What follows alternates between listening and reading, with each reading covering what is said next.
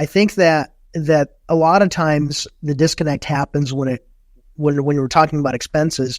I think people just assume that you want to know about their core expenses, right? Like food, clothing, shelter, taxes, healthcare, whatever the fixed stuff is that they have every single month, and they tend to either totally exclude or just they really have an unrealistic opinion or view of how much they spend in discretionary spending, their discretionary expenses, right? Like eating out, entertainment, travel, gifts that they end up spending on grandchildren, whatever the discretionary stuff is.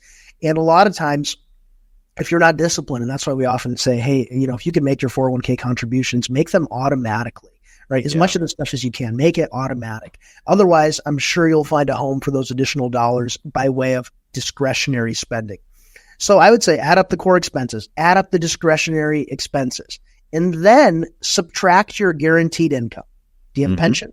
How much do you have coming in from Social Security? Whatever those guaranteed sources of income are, subtract that from the two expense items that I mentioned, core and discretionary.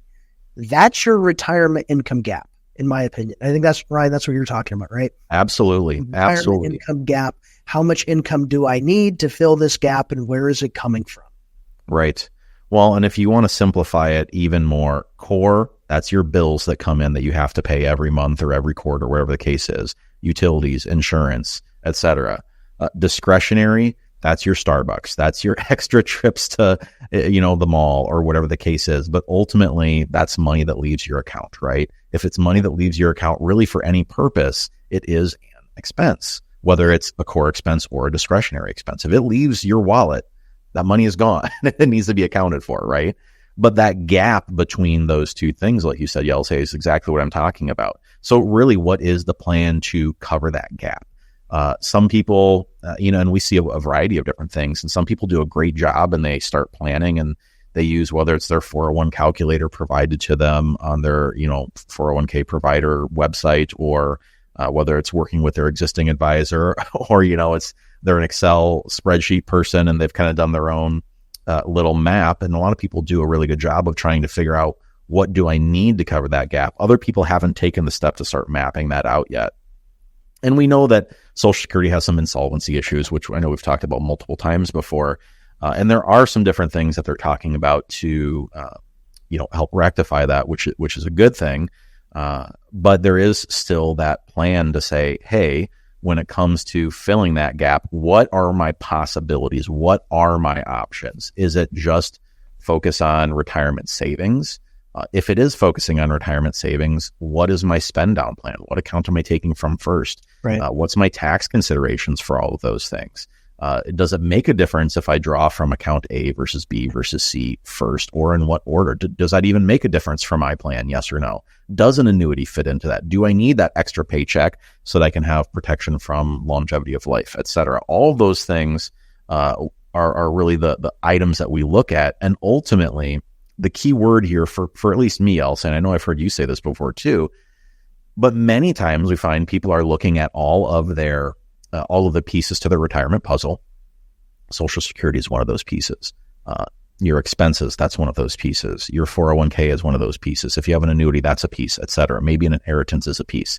All of these things are pieces to your puzzle, but how do you coordinate all of those together, right? Instead of looking and making a decision on each one of those individually, how do I coordinate all of these pieces together?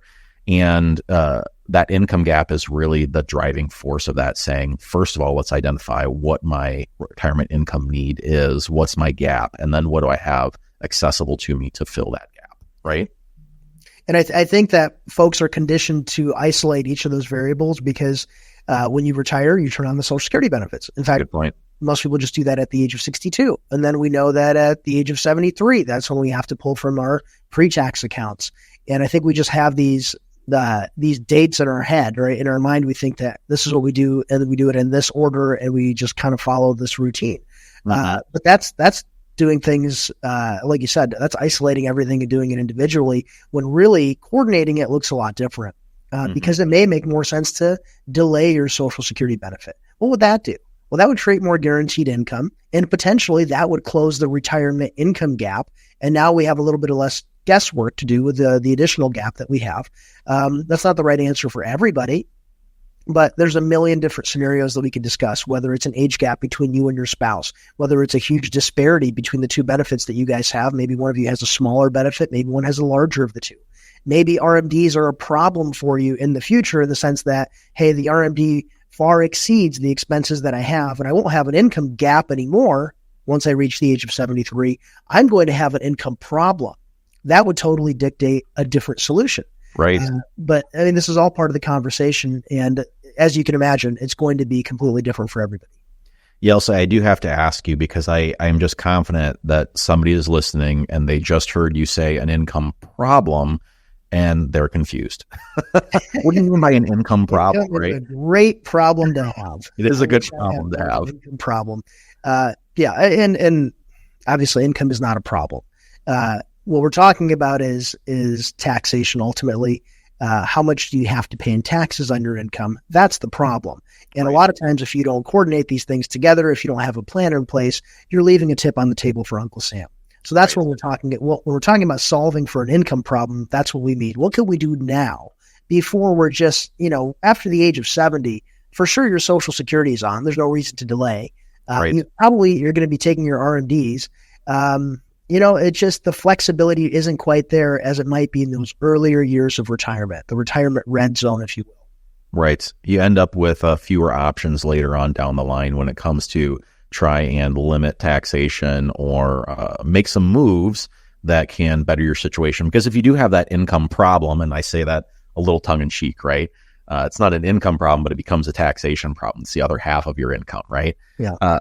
What we oftentimes see is that people that have more than enough income, which everybody loves to have, now all of a sudden my retirement nest egg, whether I end up using it or not, perhaps I never even touch it because I've got more than enough just in income.